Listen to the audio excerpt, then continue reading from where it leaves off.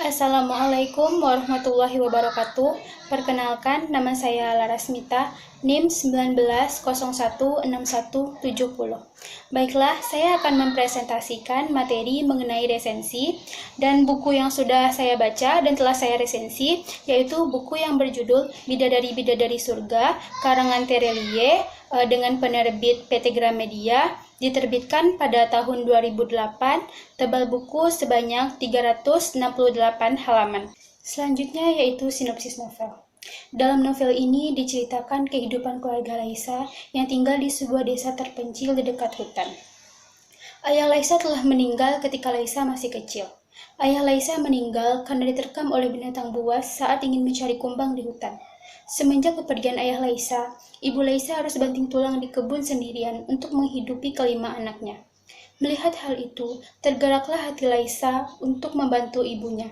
Laisa pun memutuskan untuk putus sekolah, padahal saat itu Laisa sudah duduk di kelas 4 SD. Laisa adalah tipe kakak yang sangat menyayangi keluarganya. Ia juga sangat menyayangi adik-adiknya.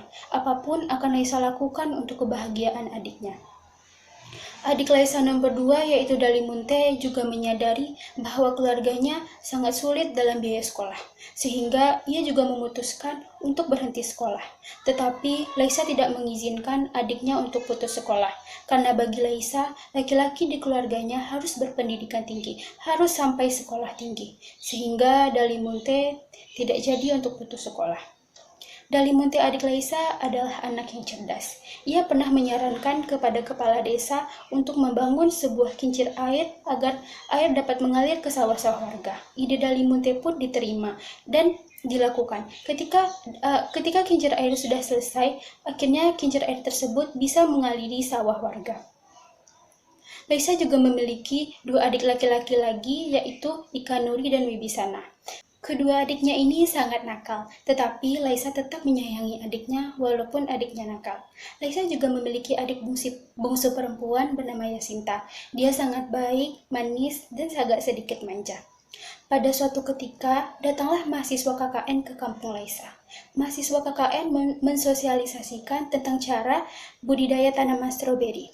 Laisa pun mencoba untuk menanami kebunnya dengan tanaman stroberi. Namun, pada percobaan pertama, hasil panen Laisa gagal. Tetapi Laisa adalah tipikal wanita yang tidak pantang menyerah. Walaupun gagal, ia tetap mencoba. Bahkan semua hasil kebunnya ditanami dengan tanaman stroberi. Nah, ketika musim panen tiba, karena usaha dan ikhtiarnya Laisa, serta karena doanya, hasil panen stroberinya berjalan bagus.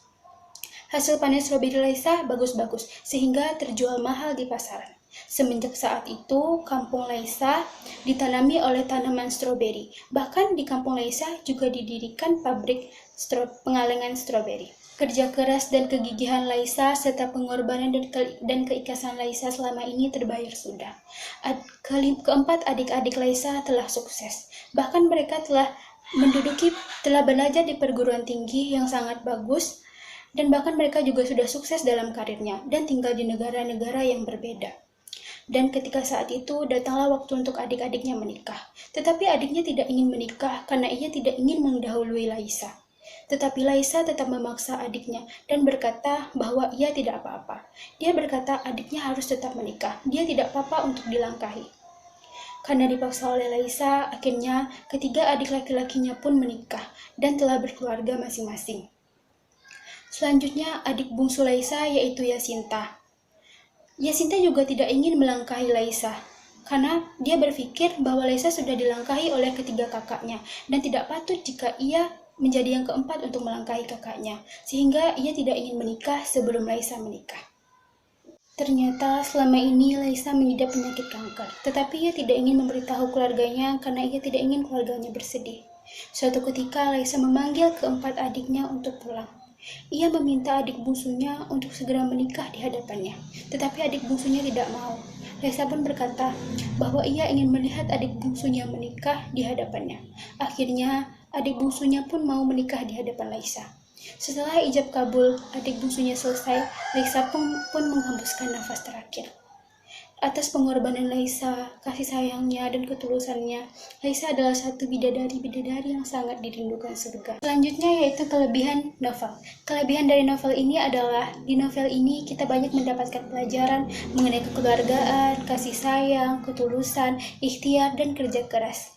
Dialog di dalam novel ini juga dibalut sangat indah, sehingga tidak membingungkan pembaca.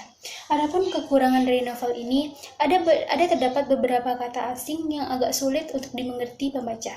Baiklah, sekian dari presentasi saya hari ini. Apabila ada kesalahan, mohon dimaafkan. Wabillahi taufiq wal hidayah. Assalamualaikum warahmatullahi wabarakatuh.